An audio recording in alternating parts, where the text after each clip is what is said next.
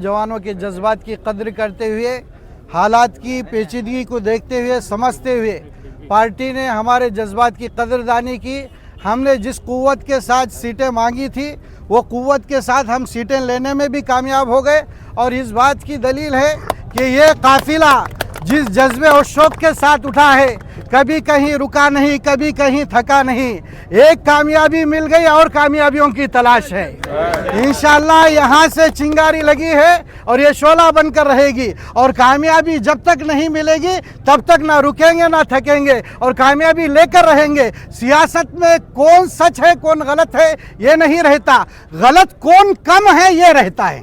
इसलिए हम पार्टी को, कांग्रेस पार्टी को खुसूसन गलतियों में कम गलती का हामिल और शामिल मानते हैं। पूरे पार्टियों के मुकाबले में कम गलती की अगर कोई पार्टी है तो वो कांग्रेस पार्टी है। सही और गलत नहीं रहता, कम गलत और ज़्यादा गलत।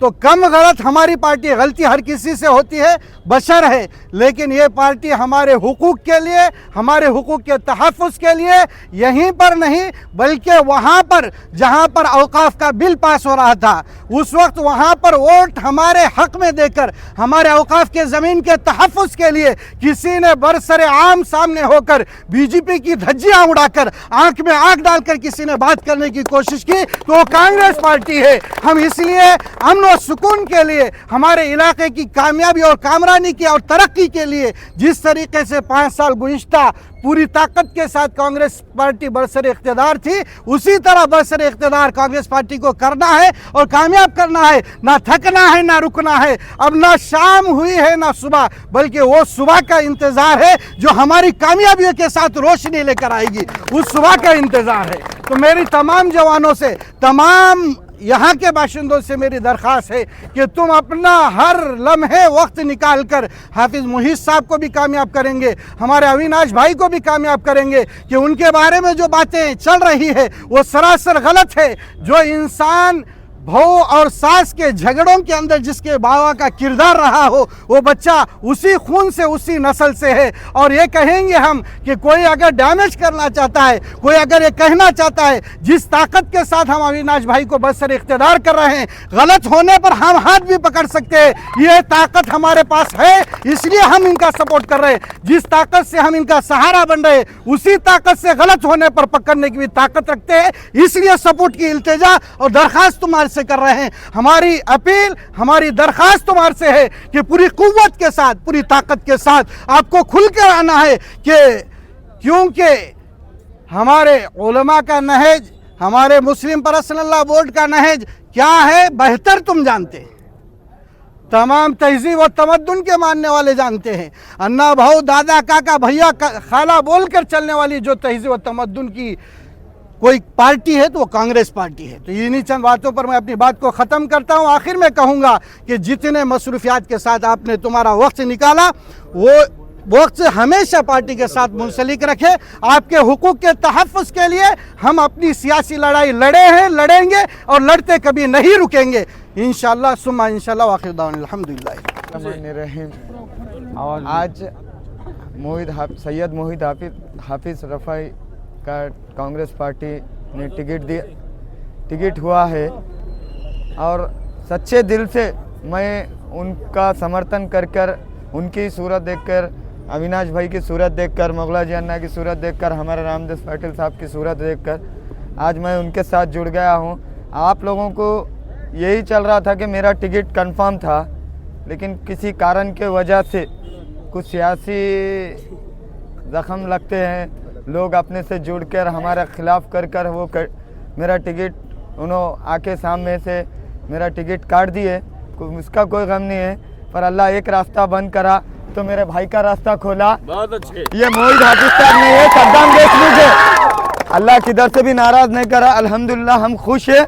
अब यहाँ से शुरू हुआ और मोहित हाफिज़ साहब को जिताई तक कोई मैं खामोश नहीं बैठने वाला हूँ।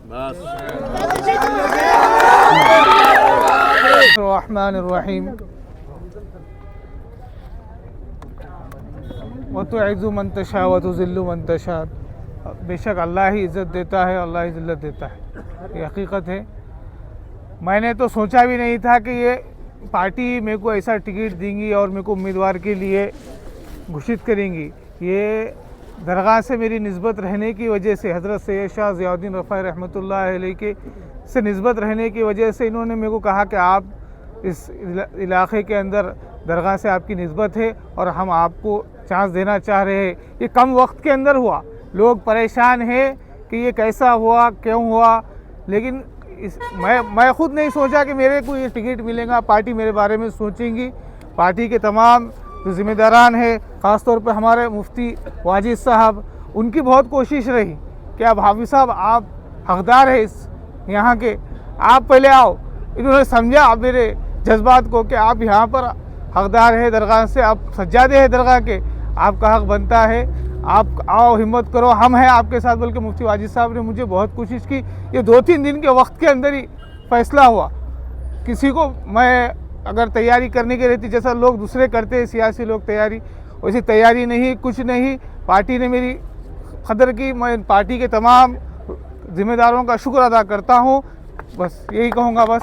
और आप लोगों से, आप लोग मेरा बाजू बनिए, मेरी हिम्मत करिए और कांग्रेस पार्टी को मजबूत करिए और अविनाश अन्ना को इस बार अच्छे मदद से कामयाब करिए। बस मैं यही आपसे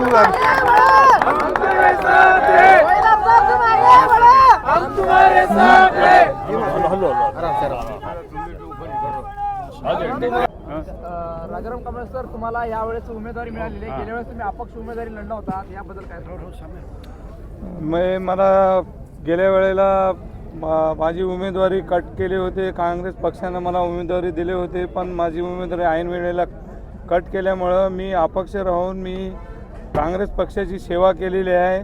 त्यावेळेला नगराध्यक्ष काँग्रेस पक्षाचे मोगलाजी शिरसटवार यांनी निवडून आले होते। मी पक्षासाठी मेहनत केलेले 10 वर्षापासून त्यांच्यासोबतच आहे। पक्षनिष्ठेचं माझी सेवा बघून, मी गरीब कॅन्डिडेट असल्यामुळं मला माझ्या स्वभावाला बघून, माझ्या कॅरेक्टरला बघून मी समाजसेवेसाठी अतोनात मेहनत करतो, हे सगळं पक्षश्रेष्ठीला माहीत असल्यामुळं पक्षाने माझी आज किंमत करून मला उमेदवारी बहाल केली। त्याबद्दल मी काँग्रेस पक्षाचं व येथील वरिष्ठ सर्व नेत्याचं, काँग्रेस पक्षाचा यांचा सर्वांचा मी आभारी आहे, ऋणी आहे।